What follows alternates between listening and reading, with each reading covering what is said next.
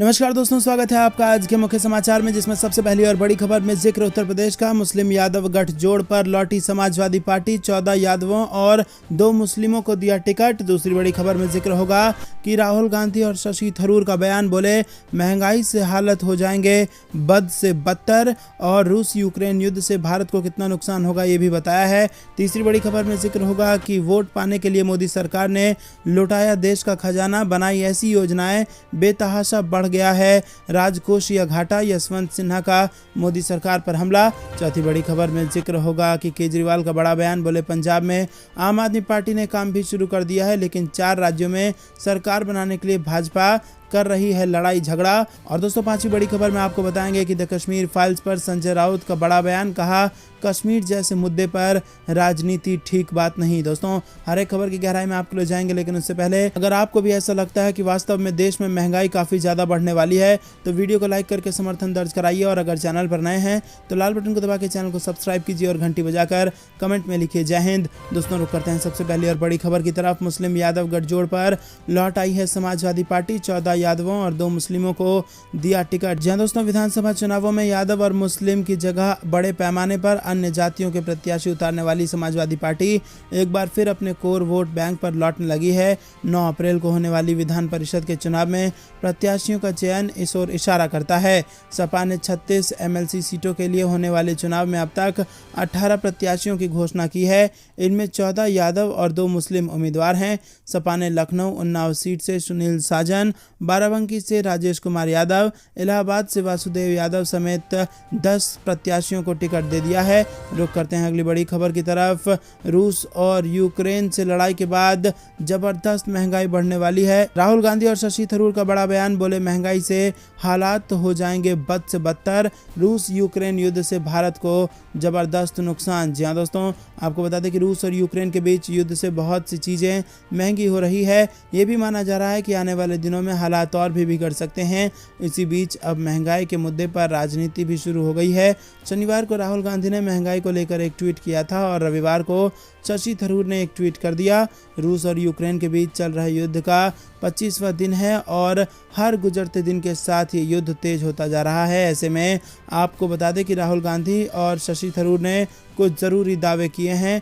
और आपको बता दें दोस्तों कि राहुल गांधी ने कहा कि महंगाई सभी भारतीयों पर एक तरह का टैक्स ही है। कीमतों में हुई रिकॉर्ड बढ़ोतरी ने गरीबों और मिडिल क्लास को रूस यूक्रेन युद्ध से पहले ही रौंद दिया था, और अब ये कीमतें और बढ़ेंगी क्योंकि कच्चा तेल $100 प्रति बैरल से अधिक हो चुका है। खाने पीने की चीज़ों के दाम 22% तक बढ़, ग्लोबल सप्लाई चेन में बाधाएं आ रही हैं। अब सरकार को कुछ करना चाहिए और लोगों की रक्षा करनी चाहिए। और इसी के साथ दोस्तों, अक्सर तमाम मुद्दे पर अपनी राय रखने वाले कांग्रेस के नेता शशि थरूर ने कहा है कि दुनिया भर में करीब 30% गेहूं, 17% मक्का और लगभग आधे से अधिक सूरजमुखी के तेल का निर्यात यूक्रेन और रूस से होता है, और युद्ध की वजह से दोनों देशों में इन सब चीज़ों की खेती बहुत अधिक प्रभावित हुई है। रुक करते हैं अगली बड़ी खबर की तरफ। वोट पाने के लिए मोदी सरकार ने लुटा दिया खजाना, बनाई ऐसी योजना कि बेतहाशा बढ़ गया राजकोषीय घाटा, यशवंत सिन्हा का बयान। जी हाँ दोस्तों, पूर्व केंद्रीय वित्त मंत्री यशवंत सिन्हा का मानना है कि नरेंद्र मोदी सरकार द्वारा कल्याण योजनाओं पर भारी खर्च की वजह से राजकोषीय स्थिति पर काफ़ी बुरा असर पड़ा है, और राजकोषीय घाटा असामान्य रूप से काफ़ी ऊंचे स्तर पर पहुंच गया है। सिन्हा ने कहा कि यह हैरानी की बात है कि किसी को भी सरकार की राजकोषीय स्थिति की चिंता नहीं है, सरकार को खुद भी नहीं है। रुक करते हैं अगली बड़ी खबर की तरफ। केजरीवाल का बयान, बोले पंजाब में आम आदमी पार्टी ने शुरू कर दिया है काम, लेकिन 4 राज्यों में सरकार बनाने के लिए झगड़े कर रही है भाजपा। जी हाँ दोस्तों, पंजाब में अपनी शानदार जीत के बाद आम आदमी पार्टी की नज़र गुजरात चुनाव पर टिकी हुई है। इसके अलावा अरविंद केजरीवाल की अगुवाई वाली पार्टी ने अगले साल आदिवासी बहुल राज्य छत्तीसगढ़ में भी विधानसभा चुनाव लड़ने का फैसला किया है। वहीं दूसरी तरफ पंजाब में मान सरकार मंत्रिमंडल के गठन के साथ ही एक्शन में आ गई है। उन्होंने 25,000 नौकरियों का रास्ता साफ करते हुए कई फैसले लेने शुरू कर दिए हैं। और इस बीच दिल्ली के मुख्यमंत्री और आम आदमी पार्टी के संयोजक अरविंद केजरीवाल पंजाब के विधायकों के साथ वर्चुअल बैठक उन्होंने की, और इस बैठक में पंजाब के मुख्यमंत्री भगवंत मान और आम आदमी पार्टी नेता राघव चड्ढा भी उपस्थित रहे। बैठक के दौरान केजरीवाल ने मान के काम की सराहना करते हुए कहा कि भगवंत मान ने 16 तारीख को शपथ ली 3 दिनों में ही लोगों को काम करके दिखाया। पुराने मंत्रियों की सुरक्षा हटाकर उसे जनता के लिए लगाया। अक्टूबर में फसलें बर्बाद हुई थी, उसका मुआवजा किसानों की जेबों में पहुंच गया और 3 से 4 दिनों में किसानों को उसका चेक मिलेगा। जी हाँ दोस्तों, आपको बता दें कि ये बेहद बड़ी खबर निकल के आ रही है। आम आदमी पार्टी विधायकों से वर्चुअल मीटिंग में बात करते हुए आम आदमी पार्टी के राष्ट्रीय संयोजक अरविंद केजरीवाल ने कहा कि पंजाब में एंटी करप्शन हेल्पलाइन शुरू की गई है। 25,000 नौकरियों का ऐलान किया गया है। इससे लोगों की हमसे उम्मीदें और अब जो उम्मीद थी वो विश्वास में बदलती जा रही है। रुक करते हैं अगली बड़ी खबर की तरफ। द कश्मीर फाइल्स पर संजय राउत का बड़ा बयान। कहा, कश्मीर जैसे मुद्दे पर राजनीति करना ठीक नहीं। जी हाँ दोस्तों, जब से कश्मीरी पंडितों के पलायन और उनके दर्द पर film the Kashmir files release हुई है, तब से पूरे देश में इसे लेकर बहस तेज हो गई है। एक तरफ रहा है तो वहीं दूसरी तरफ इस फिल्म का भारी विरोध भी किया जा रहा है।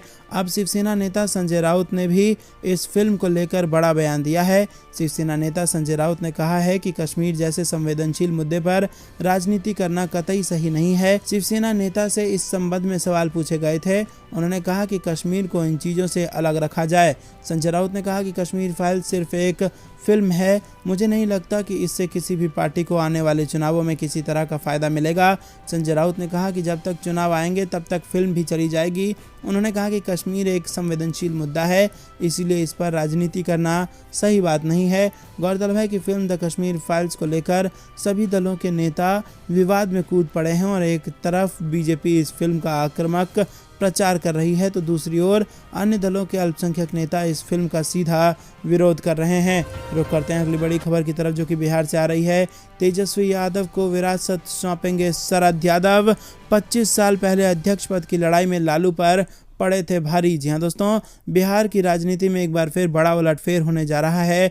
2018 में नीतीश कुमार से अलग होकर अलग पार्टी बनाने वाले शरद यादव अब लालू यादव के साथ होने जा रहे हैं और उनकी पार्टी लोकतांत्रिक जनता दल का आरजेडी में विलय हो जाएगा और वो दिल्ली स्थित अपने आवास पर आयोजित कार्यक्रम में आरजेडी में शामिल हो जाएंगे। इस दौरान कार्यक्रम में लालू प्रसाद यादव के बेटे तेजस्वी यादव भी मौजूद रहेंगे। शरद यादव ने आरजेडी में विलय की घोषणा पहले ही कर दी थी और उन्होंने बुधवार को ट्वीट करके ये स्पष्ट कर दिया था। शरद यादव ने कहा था कि ये पूर्ववर्ती जनता दल के अलग अलग संगठनों को एक साथ लाने के उनके प्रयासों का हिस्सा होगा। दोस्तों, रुक करते हैं अगली बड़ी खबर की तरफ। उत्तराखंड मुख्यमंत्री को लेकर बड़ी हलचल। विधायक दल की बैठक टली। आला कमान ने पुष्कर धामी मदन कौशिक को किया दिल्ली तलब। जी हाँ दोस्तों, उत्तराखंड में बीजेपी सीएम पद की जिम्मेदारी किसे देगी, ये सवाल सभी के मन में है और अभी भी इस राज पर सस्पेंस बना हुआ है। बता दें कि पुष्कर सिंह धामी और मदन कौशिक को अचानक दिल्ली बुलाया गया है। दोनों चार्टर प्लेन से दिल्ली पहुंच गए हैं और इससे पहले पूर्व मुख्यमंत्री त्रिवेंद्र सिंह रावत को शुक्रवार को अचानक पार्टी आला कमान ने दिल्ली आने के लिए बुलावा भेजा।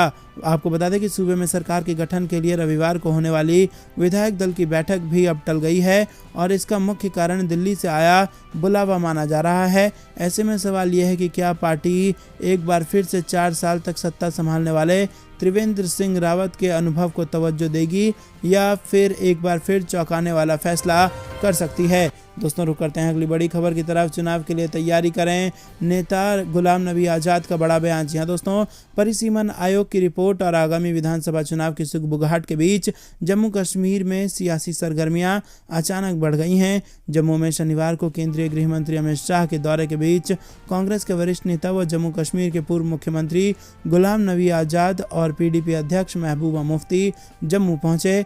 दोनों ने अपने आवासों पर पार्टी नेताओं से मुलाकात कर विभिन्न मुद्दों पर चर्चा की और आज़ाद ने पार्टी नेताओं को आगामी विधानसभा चुनाव के लिए तैयारियां तेज करने पर जोर दिया। समाजवादी पार्टी की 26 मार्च को लखनऊ में होगी एक महत्वपूर्ण बैठक, सभी सदस्यों की उपस्थिति अनिवार्य। जी हाँ दोस्तों, समाजवादी पार्टी के नवनिर्वाचित विधायकों और विधान परिषद के मौजूदा सदस्यों की एक महत्वपूर्ण बैठक 26 मार्च को लखनऊ में होनी है।